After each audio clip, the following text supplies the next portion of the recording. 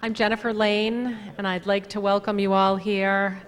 I feel like I'm at a reunion. I hope a lot of you feel the same way, and if you don't, turn to the person beside you and start a conversation, because there's a lot of great people in the room, and I'd like to thank you all for being here. By the way, if you're interested in tweeting about the event, the hashtag is RainSummits. And I'd like to thank sponsors TargetSpot, .fm, Radiate Media, and TuneIn. Next up is one of our Pechachkas. Several years ago, we started having sponsors make short, informative presentations that are called Pechachkas at our summits. Pechachkas are a presentation style that started in Japan that calls for the speaker to deliver a presentation in a format that automatically advances the slides every 20 seconds, and they get 20 slides in their presentation. So it requires quite a bit of thought and practice. Toby Trevarthen of AHA by Harman is here to present a Pechachka called Connected Vehicle Conundrum. So I'd like to introduce Toby.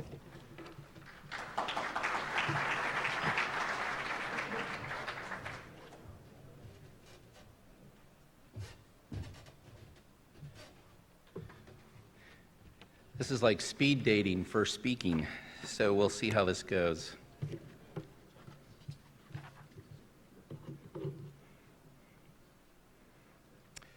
Thanks for the opportunity to share our story with you today.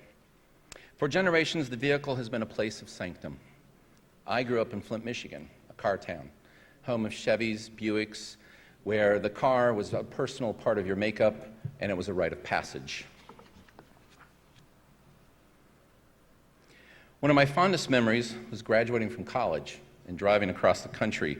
Just me, my vehicle, my stuff, my radio, all in sync. When I hit the California border, Missing Persons Walking in LA blared on the speakers, and to this day, it was an indelible experience that I'll never forget. I wonder what that will look like today. When you think about your vehicle, it is its own ecosystem. The sophistication of what gets created under the hood is magically pieced together. Back in the day, when you actually turned the key to start the car, it just worked. The cabin experience was your presets meets your destination. AM/FM dominated the vehicle experience, a symbiotic relationship. And in fact, Harman was the first in-car radio system in 1948 with the FM tuner shortly following in 1953. Radio had the car all to itself for some 60 years. The idea of combining information and entertainment and presenting it in a driver-safe manner first appeared in the 80s in the form of infotainment. Harman enabled infotainment to be a standard offering in vehicles across the globe. And when Harman acquired AHA in 2010, infotainment became digital. Fast forward to the connected era, and we have a new set of dynamics now taking place. The coveted driver's license, once the domain of the aspiring 16-year-old, is now being replaced by the smartphone. In fact, 94% of millennials own a smartphone, while only 70% now possess a driver's license. A whole new context. Transmission of signal has given way to connectivity, as the shift from wattage to satellite to the ubiquity of the cloud is now accelerating change and choice. Consumer demand for connected productivity while in vehicle is challenging the status quo. One-way dialogue is now shifting to two-way dialogue. The vehicle itself is also shifting from its own ecosystem to becoming part of a bigger digital ecosystem. Purchase decisions for a vehicle now go beyond MPG, torque, styling, design, and the idea of what constitutes my in-vehicle experience is being challenged like never before. The new consideration set is now about being connected, which means the competition for my intention is now up for grabs. Effectively, any piece of content can now be delivered digitally in vehicle.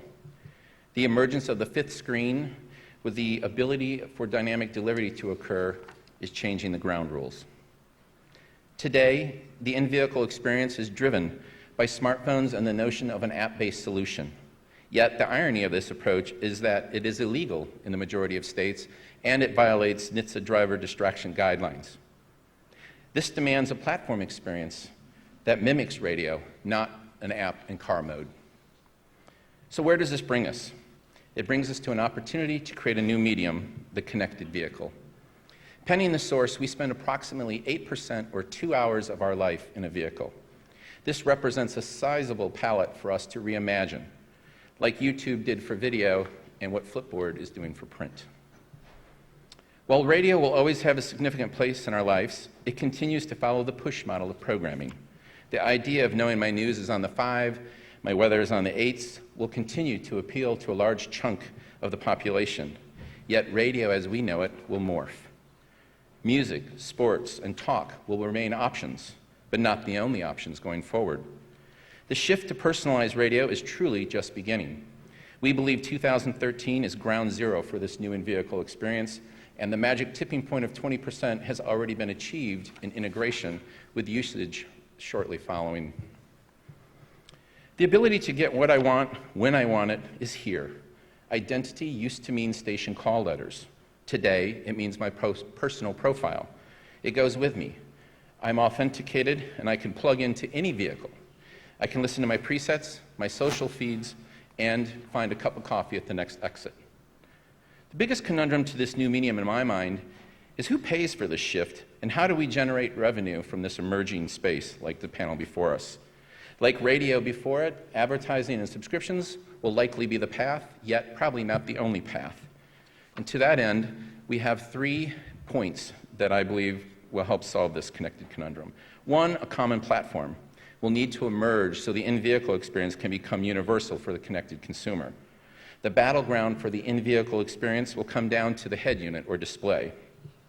And as that evolves into a platform, the co-opetition for delivering a normalized experience will become paramount. 2, the connected vehicle economy will only become relevant if a collective scale is achieved across the entire industry. The connected vehicle will enable local commerce and transactions because of interactivity and targeting capabilities, and we refer to that as delivering the last 100 feet. 3, ultimately, the customer will have the last vote. The experience will have to be safe, simple, and it just has to work when I now push the ignition button. An elegant interface with no owner's manual is required. The ability to delight the customer by delivering value will ultimately determine the winners. Speaking of delight, imagine driving off the lot in your new vehicle and hearing an audio tutorial about the product features as you drive, or having the content match your demographics, your social graph, your listening habits, with the ability to deliver promotional messages just to you in the car. We just launched this capability at the New York Auto Show in April. For over 60 years, Harman has played a key role in designing the in-vehicle experience. To us, the connected vehicle is the cornerstone for what's next. And today, the AHA platform is enabling a new indelible experience to happen like the kind I had some 30 years ago. Thank you, and there's your speed dating.